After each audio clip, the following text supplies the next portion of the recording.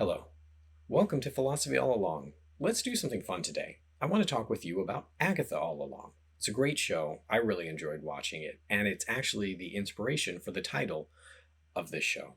I recently had the pleasure of being interviewed by Screen Crush and their host, Ryan Airy. They do an amazing job doing analysis of shows and films and media in general. And, they do Easter egg vids and they do video theories and things like that. And Ryan is really smart. And we had a great time talking about the show. And one of their writers, Brianna McLarty, wrote an episode, well, actually wrote all of their episodes about Agatha All Along, and they did a great job. So we had a great time talking about it. And so I was on their show, and there's been a bunch of questions that have come up in the comments that I thought, let's go ahead and address those because, well, why not? And the main thing that I want to address today, to get right to it, is the idea that Agatha is really not that villainous, right? So a lot of people have responded to me because I just think that she's this wonderfully terrible person in so far as she's a legitimate villain, right? And basically non-redeemable character. And people are very bothered by this. So what is the argument for the idea that Agatha is actually a good person, at least at her core, right? And there's some really good evidence to this that people bring up, like really that her goal initially is just to save her son, right? That she's killing these other people because she has, in essence, a trade somehow going on with death. It's never articulated, it's never stated, but it's somehow implied, right? The kid's coughing, she goes and kills a bunch of witches, now the kid's happy, right? The one time they don't kill witches, boom, kid's dead the next day. So that seems to be fairly strong evidence. What is my evidence to the contrary? Okay, number one, the biggest one, and then everything after this is just kind of like further inference.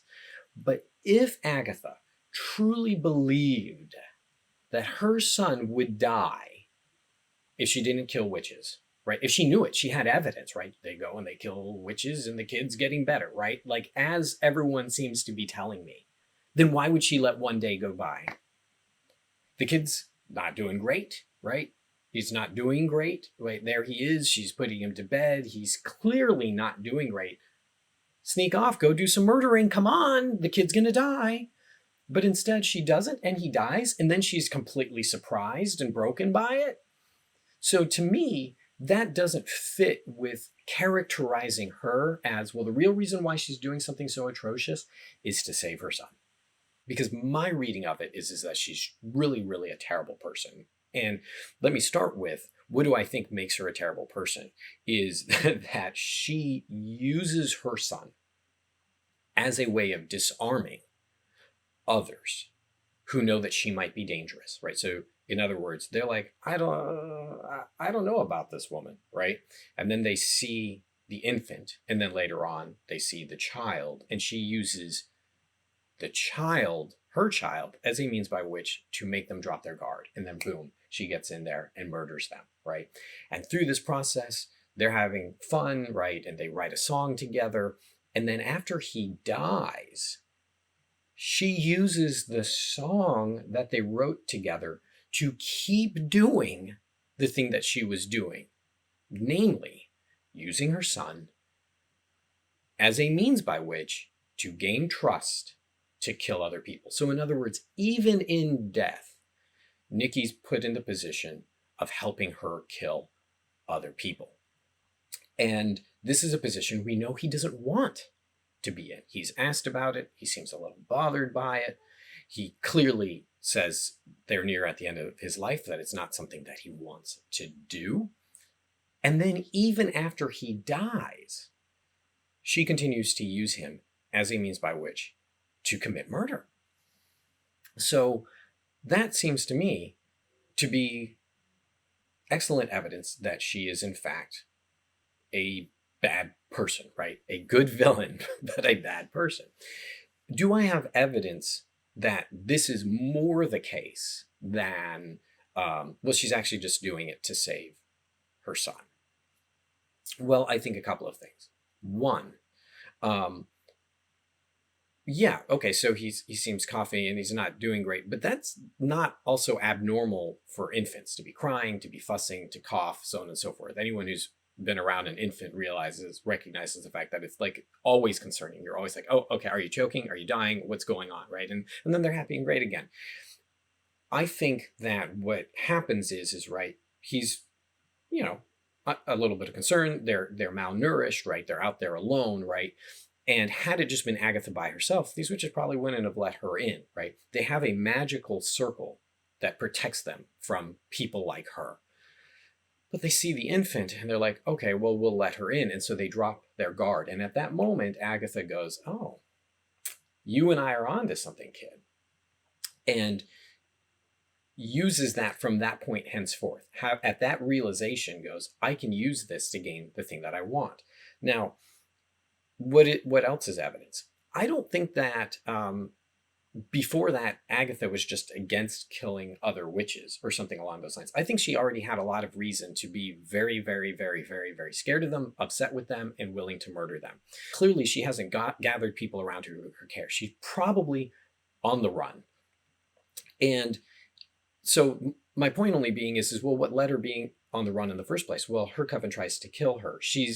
We're told that she's engaging in some sort of dark magic. It's not the Darkhold yet, but she's engaging in something she's not supposed to. And it might literally just be her ability.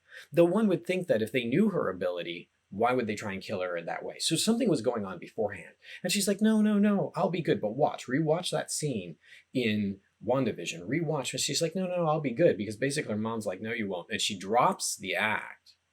And she does that whole kind of like Agatha smile thing, like that little half smile. And you realize that when she's saying, no, no, no, I'll be good from now on or whatnot, that she's lying, right? And she knows it. So to me, that's a very strong piece of evidence that she was not this innocent, sweet character who's just trying to save her kid beforehand. So then there's the issue of, well, the kid ends up being the means by which she is able to step into the space. And maybe she did need help, but for Agatha, what's the best means by which to gain help? It's to steal other people's power. She knows not to trust witches. She knows that if she goes in there and they realize what she is, what kind of witch she is, that they will kill her and, yes, kill her son. So I think as soon as she realizes that she can get in there, she immediately takes that opportunity to kill them. Everything Agatha said to people was a lie, right? From getting them on the road to when they're on the road. Every time she acts like the road is real, she has every opportunity to tell them, by the way, I made it the road. Honestly, I used to kill other witches. And so I don't know what's happening right now. She knows all of that.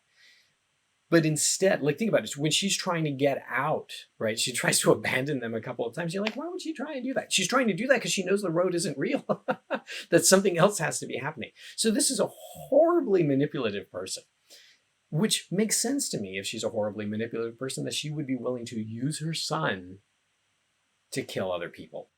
So I don't think that those things alone, right? The evidence given by those who disagree with me or my own evidence is like, okay, this is definitely the final answer. But something that does do it for me, that kind of puts the nail in the coffin, for lack of a better metaphor, is the fact that I think that it makes Agatha far more compelling if we don't give her this kind of excuse. And what I mean is it's kind of an overdone trope to hear that, oh, like in horror, but also in drama, like, oh, this woman's really just doing it for her kids. It's not that bad. Well, one, right? It really is that bad. Like, what I mean by that is even if she was doing it to save Nikki, I think it might even make her worse. Because think about it. What's the one thing that this kid doesn't want? He doesn't want her killing other people. He doesn't want to be killing other people. Imagine how appalling it would be to find out, well, actually, I was doing it because the only way for you to continue to live is if I kill these other people for you. He's not part of a team. She says it, right? Like, oh, we're going to make a good team or something along those lines. But he's not. He's an infant. He has no say in this, right? He's totally vulnerable to her. And he uses him to achieve her own goals. Whether her goal is, well, I want more time with you, or her goal is just her own power. Either which way, it's her selfish end. It's not about him. The idea that it's important to actually find out if the other person, if you, oh, well, if you're doing this for me, I'd like a say in it, right? That becomes incredibly important. But by continuing to murder in his name and using their song, the lullaby, right, in essence, that she wrote for him after his death, she continues to violate his will. So to me, it's almost in some ways even a little bit worse if initially she was doing it for him, because that would be something he completely did not want, right? It's, well, better to let me die or to give me a say in it.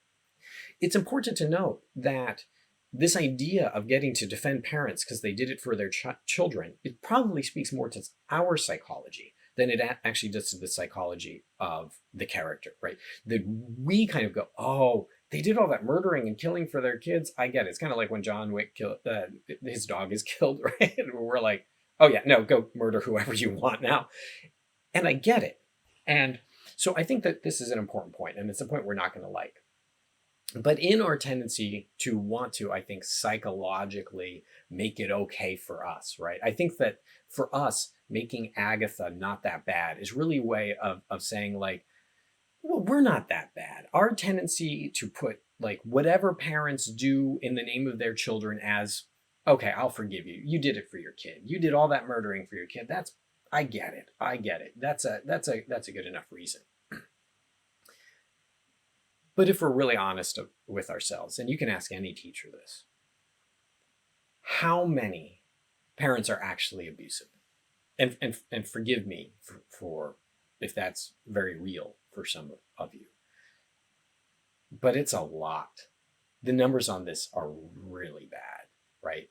Teachers see it all the time. They're having to make that call with way too much regularity. And then the number of children who are not directly abused but neglected, it's really, really high.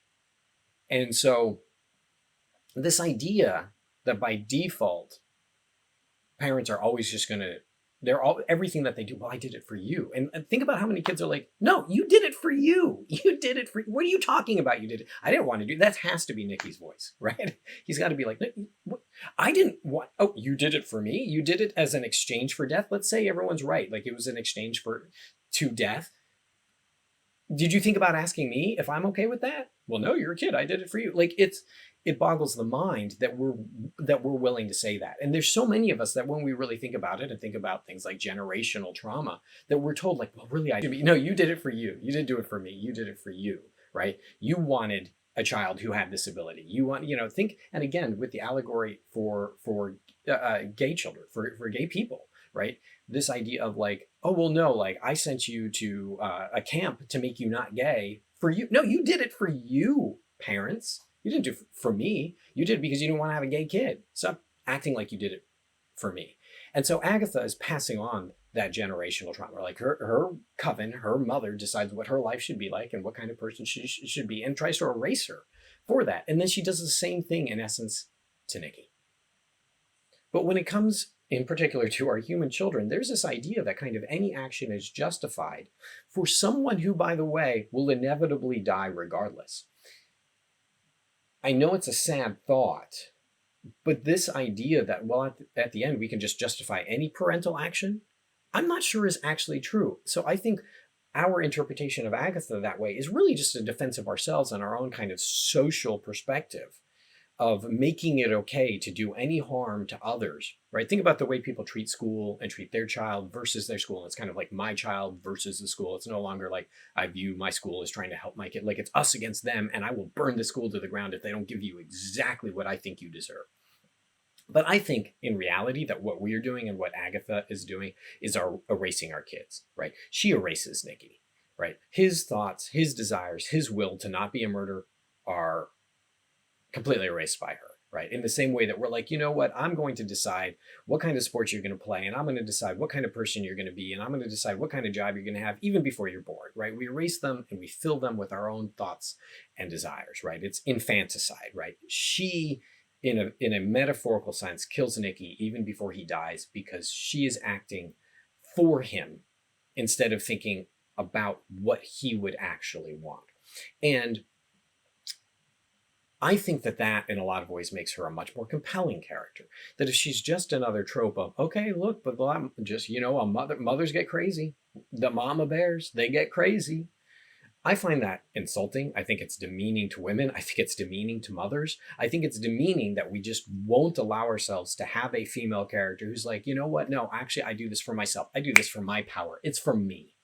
And I will use whoever I have to achieve it, no matter how appalling you happen to think it is. And I think we see Agatha do that over and over and over again. Because, man, she kept getting me. I'd be thinking, okay, she's about to turn that corner. But no, she enjoyed killing Alice. She did it. She's like, oh, I can't control it. That's malarkey. We know she can control it because when Billy offers his power, she stops. And then, what if she didn't stop because we're like, oh, she cares. But what if she didn't stop because she knew she had the agreement with Rio? Her stopping, absorbing the power of Billy isn't what we thought, like, oh, she's doing a kindness because she cares about Billy. What if she did it because she has an agreement with Rio? They're planning to make a trade. And so she knows that if he is totally drained and dies in that way, that she doesn't have him as an offering to Rio. That makes sense to me in part because think about it, he gets up, he's thinking that she cares, right? They start having the conversation about like, okay, which one of us needs to give ourselves up, like after the fight, so on and so forth. And then she utterly betrays him. Like she really got me because I was thinking like, she's like, no, it should be me. Right. And then he's like, no, it should be me. And he says, Rio, should be me. And she's like, yeah. And then I'm like, oh, that's just part of the plan, right? That's just part of the plan. And she starts walking like, oh, okay. At any given moment, she's going to like blast her. No, I think she really was planning to be like, oh, and that's why he has to get in her head. And he's like, is this what happened to Nikki? And in a metaphorical sense, yes. In a metaphorical sense, yes, right? She had, in essence, killed Nikki, done what she wanted, ignored his thoughts and needs and desires, and used him to accomplish her aims. And now she was doing it to Billy too. And she recognizes that for a brief moment and has to face it. And I think even then doesn't take whole ownership of it and go, you know what, I'm going to sacrifice myself to save the kid. How do I know? Because she tells us, I didn't sacrifice myself. I took like a calculated risk. And we refuse to believe characters when they tell us things. Why? She tells us, no, I didn't sacrifice myself. I took a calculated risk. It is entirely possible that she's thinking, okay, maybe this will kill me, but who knows? Maybe I'll get Death's power. Let me give it a try. And instead of having enough respect for the character to go, okay, you know what? She's telling us that she hasn't hit that point. She's not engaging in self-sacrifice yet. That she's still trying to figure out how does she take care of Agatha? And okay, maybe do a little bit of good. We don't believe her. We're like, no, I know it's really, you're a good mom. You finally accepted your motherliness. Like every good woman, you're going to be a good mom. Stop telling her she's going to be a good mom. She doesn't need it from us.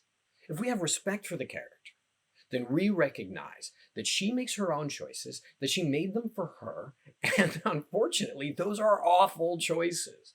But at least it respects the character.